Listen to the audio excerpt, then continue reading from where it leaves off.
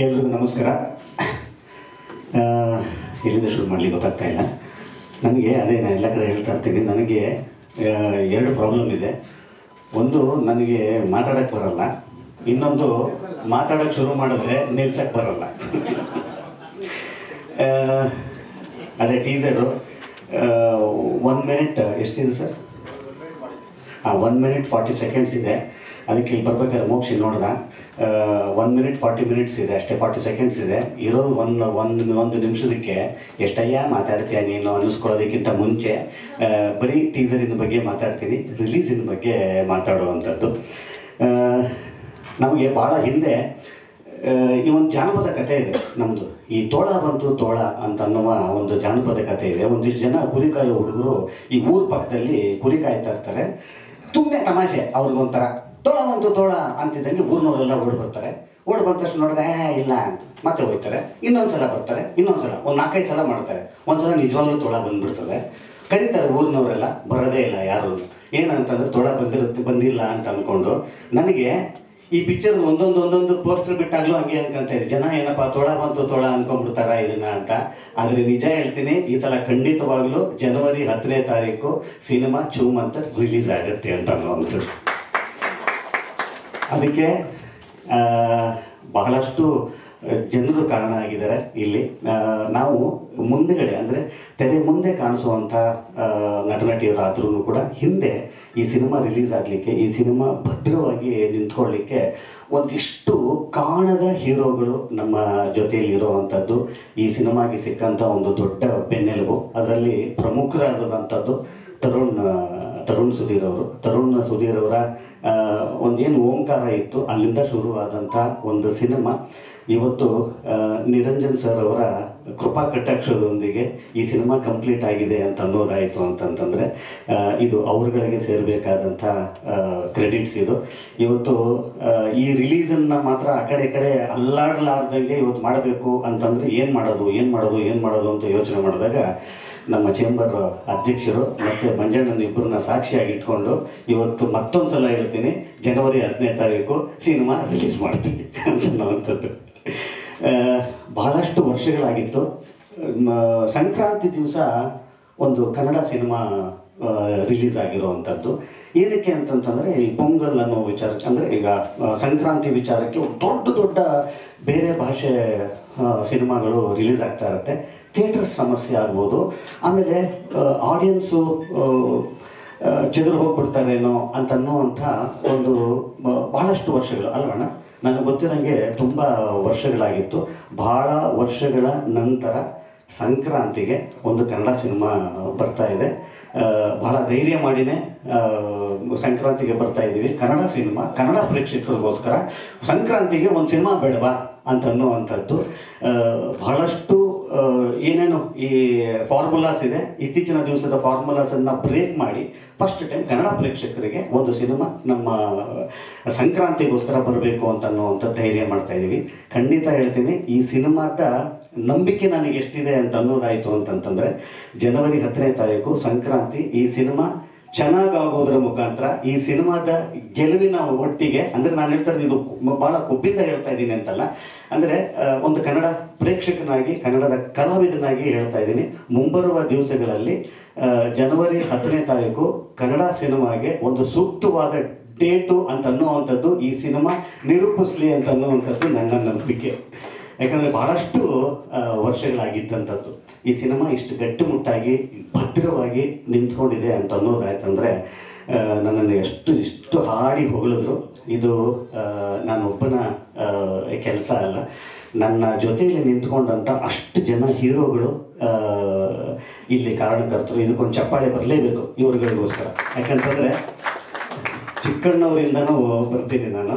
ಅವರು ನನಗೆ ಎಷ್ಟೇ ಭಾಳ ಸಲಿಗೆ ನನಗೆ ಅವರುಗಳ ಜೊತೆಯಲ್ಲಿ ಏನೋ ಒಂಥರದ ಗೊತ್ತಿಲ್ಲ ರೀ, ಯಾವುದೋ ಜನ್ಮದಲ್ಲಿ ನಾವಿಬ್ಬರು ಅಣ್ಣ ತಮ್ಮಂದ್ರೆ ಹುಟ್ಟಿದೀವೋ ಏನೋ ಗೊತ್ತಿಲ್ಲ. ನಿಜಕ್ಕೂ ಆ ಥರದ್ದೊಂದು ಭಾವನೆ ನಿಮ್ಗೆ ಕಂಡ್ರೆ ನನಗೆ ಇನ್ನೊಂದು ಅನಿಸ್ತಾ ಇರುತ್ತೆ, ಇವು ಮುಂದಿನ ಜನ್ಮದಲ್ಲಿ ಏನಾದರೂ ಒಬ್ಬ ತಮ್ಮ ಅಂತಿದ್ರೆ ನಿಮ್ಮ ಥರ ಸಿಗಬೇಕು ನನಗೆ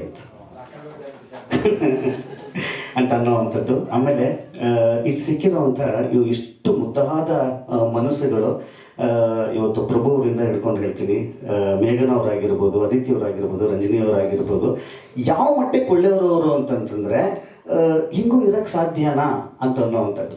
ಕೆಲವು ಪ್ರಾಜೆಕ್ಟ್ಸಲ್ಲಿ ಈ ಥರದ್ದು ಸಿಕ್ಬಿಡ್ತವೆ ನಮಗೆ ಎಲ್ಲರಿಗೂ ಕೂಡ. ಖಂಡಿತವಾಗ್ಲೂ ಇವ್ರುಗಳೆಲ್ಲರೂ ಈ ಸಿನಿಮಾ ನನಗೆ ಹೆಂಗಾಗಿದೆ ಅಂತ ಅನ್ನೋದಾದರೆ, ನನ್ನ ಕೊನೆಯ ಉಸಿರು ಇರೋ ತನಕನೂ ಈ ಸಿನಿಮಾ ಮರೆಯಲ್ಲ ನಾನು. ಏನಕ್ಕೆ ಅಂತಂದರೆ ಇಷ್ಟು ಜನರು ಇಲ್ಲಿ ಕಾರಣ ಇರುವಂಥದ್ದು. ಇವತ್ತು ಬಹಳ ಪ್ರೀತಿಯಿಂದ ಕಟ್ಕೊಟ್ಟಿರೋವಂಥ ಒಂದು ಸಿನಿಮಾ. ಈ ಸಿನಿಮಾದ ಬಗ್ಗೆ ಮತ್ತು ಇದರ ಟೆಕ್ನಿಷಿಯನ್ಸಿನ ಬಗ್ಗೆ ನಾನು ಮತ್ತೆ ಟ್ರೈಲರ್ ರಿಲೀಸ್ ಟೈಮಲ್ಲಿನೂ ಕೂಡ ಮಾತಾಡ್ತೀನಿ. ಒಂದಿಷ್ಟು ಇದ್ರ ಬಗ್ಗೆ ಹೇಳ್ಕೊಡ್ಬೇಕಾದಂಥದ್ದು ಒಂದಿಷ್ಟಿದೆ. ಇವತ್ತಿನ ವಿಚಾರದಲ್ಲಿ ಈ ಟೀಸರಿನ ರಿಲೀಸ್ ಮುಖಾಂತರ ನಾವು ಯಾವತ್ತು ಬರ್ತೀವಿ ಅಂತ ಅನ್ನೋವಂಥದ್ದು ಜನಗಳಿಗೆ ತಿಳಿಸ್ಬೇಕಾಗಿದ್ದಂಥದ್ದು ಇದರ ಉದ್ದೇಶ ಆಗಿತ್ತು.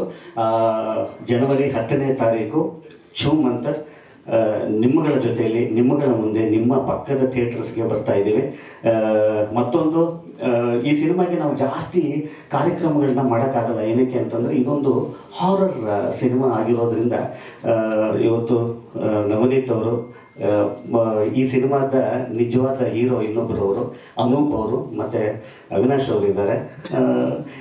ಈ ಕೆಲವು ಬ್ಯಾರಿಯರ್ಸನ್ನು ಕಟ್ ಮಾಡಿ ಹೊರಗಡೆ ಬರೋದಿದೆ ಗೊತ್ತಾ, ನಮ್ಮ ಕಂಫರ್ಟ್ ಝೋನಿಂದ ಹೊರಗಡೆ ಬರುವಂಥದ್ದಿದೆ ಗೊತ್ತಾ. ಅಲ್ಲೆಲ್ಲೆಲ್ಲ ಆಗಿದೆ, ಬಹಳಷ್ಟು ಸಕ್ಸಸ್ಸಿನ ರೇಷಿಯೋ ಅಲ್ಲೇ ಇರುವಂಥದ್ದು. ಅದನ್ನು ಬಹಳ ಮನಗಂಡು ಮತ್ತು ಧೈರ್ಯ ಮಾಡಿ ಒಂದಿಷ್ಟು ಸಾಹಸವನ್ನು ಮಾಡಿ ಈ ಸಿನಿಮಾಗೆ ಎಸ್ ಅಂತಂದ ನಿಜವಾದ ಹೀರೋ, ದೊಡ್ಡ ಹೀರೋ ಈ ಸಿನಿಮಾದ ನಿರ್ಮಾಪಕರು. ಯಾಕಂತಂದರೆ ಅವರ ಜೊತೆಯಲ್ಲಿ ನಾನು ಹಿಂದೆ ವಿಕ್ಟ್ರಿ ಅನ್ನುವಂಥ ಒಂದು ಸಿನಿಮಾನ ಮಾಡಿದ್ದೆ. ಬಜೆಟ್ ಅಂತಂದಾಗ ಒಂದು ಕಾಮಿಡಿ ಸಿನಿಮಾಗೆ ಇಷ್ಟ ಬಜೆಟ್ಟು ಅಂತ ಅನ್ನೋವಂಥದ್ದು ಅವ್ರು ಯಾವತ್ತೂ ಕೂಡ ನನಗೆ ಆ ಥರ ಹೇಳಿಲ್ಲ. ಈ ಸಿನಿಮಾ ಕತೆ ಕೇಳಿದಾಗ್ಲೇ ಗೊತ್ತಾಯಿತು ಇದು ಕಮ್ಮಿ ಬಜೆಟಲ್ಲಿ ಮಾಡೋಕ್ಕಾಗಲ್ಲ ಅಂತ ಅನ್ನೋವಂಥದ್ದು. ಇದು ಮಾಡ್ತಾ ಆಗೋಯ್ತು ಅಲ್ಲ, ನಮ್ಗೆ ಗೊತ್ತಿತ್ತು ಆ್ಯಕ್ಚುಲಿ ಹಿಂಗಾಗುತ್ತೆ, ಇದು ಹಿಂಗೆ ಮಾಡಿದ್ರೆ ಚೆನ್ನಾಗಿರುತ್ತೆ ಅಂತ ಅನ್ನುವಂಥದ್ದು. ಸೊ ಎಸ್, ನಾನು ಇದ್ದೀನಿ ಅಂತ ಅನ್ನೋವಂಥದ್ದು ಇರುತ್ತಾರೆ ಗೊತ್ತಾ. ಸೊ ಈ ಥರದ ನಿರ್ಮಾಪಕರುಗಳು ಗೆದ್ದಾಗ ಈ ಥರದ್ದು ಮತ್ತೆ ಮತ್ತೆ ಸಿನಿಮಾ ಬರ್ತಾ ಇರುತ್ತೆ. ನಮ್ಮೆಲ್ಲರಿಗೂ ಒಂದಿಷ್ಟು ಕೆಲಸ ಸಿಗುತ್ತೆ ಅಂತ ಅನ್ನೋವಂಥದ್ದು ನನ್ನ ನಂಬಿಕೆ.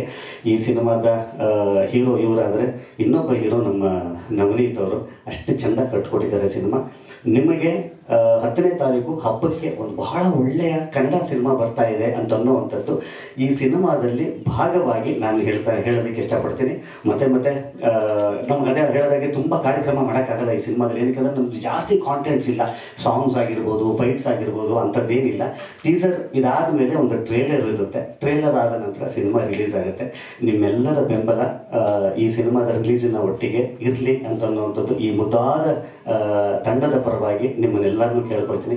ನನ್ನ ಹಿಂದಿನ ಎಲ್ಲ ಸಿನಿಮಾಗಳನ್ನು ಕೂಡ ಅಷ್ಟು ಚೆಂದ ನನ್ನನ್ನು ಬೆನ್ತಟ್ಟಿ ಇಲ್ಲಿ ತನಕ ತೊಗೊಂಬಂದಿದ್ದೀರಿ. ಇವತ್ತು ಶರಣ್ ಇಲ್ಲಿ ನಿಂತ್ಕೊಂಡಿದ್ದಾನೆ ಅಂತ ಅನ್ನೋದಾದರೆ ನೀವೆಲ್ಲರೂ ಕೊಟ್ಟಂಥ ಅಷ್ಟು ಒಳ್ಳೆಯ ಪ್ರೀತಿ ಅದು ಅಷ್ಟೇ. ಆ ಪ್ರೀತಿ ಎಲ್ಲಿ ತನಕ ಇರುತ್ತೆ ಅಲ್ಲಿ ತನಕ ನಿಮ್ಮ ಶರಣ್ ಇಲ್ಲಿ ಮುಂದೆ ನಿಂತ್ಕೊಂಡಿರ್ತಾನೆ. ಇದೇ ಪ್ರೀತಿ 10ನೇ ತಾರೀಕು ರಿಲೀಸ್ ಆಗ್ತಾರೋ ಈ ಸಿನಿಮಾ ಮೇಲೆ ಇರಲಿ ಅಂತ ಕೇಳ್ಕೊಳ್ತಾ ಮತ್ತೊಮ್ಮೆ ನಮ್ಮೆಲ್ಲರಿಗೂ ಕೂಡ ಧನ್ಯವಾದಗಳು. ಬಂದಿದ್ದೀವಿ. ನಮಸ್ಕಾರ. Thank you Sharan sir. ನೋಡಿ, ಒಂದು ಒಳ್ಳೆ ಉದಾಹರಣೆ ಅಂದರೆ ನಮ್ಮ ಸಿನಿಮಾ ಬಿಡುಗಡೆಗೆ ಏನಾದರೂ ಒಂದು ಅಂದರೆ ಶೂಟಿಂಗ್ ಸ್ಟಾರ್ಟ್ ಆದಾಗ ಒಂದು ಅಡೆತಡೆಗಳು ಇದ್ದೇ ಇರುತ್ತೆ. ಇವತ್ತು ನೋಡಿ, ಸಾಕಷ್ಟು ಕಾರ್ಯಕ್ರಮಗಳಿದೆ. ಇದರಲ್ಲಿ ನಾನು ಸಾಕಷ್ಟು ಕಾರ್ಯಕ್ರಮ ಮಾಡಿದ್ದಾರೆ. ಯಾವತ್ತೂ ಒಂದೇ ಒಂದು ದಿವಸ ಈ ಥರ ಪ್ರಾಬ್ಲಮ್ ಆಗಲಿಲ್ಲ. ನನ್ನ ಸಿನಿಮಾದಲ್ಲೇ ಪ್ರಾಬ್ಲಮ್ ಆಗಿದೆ.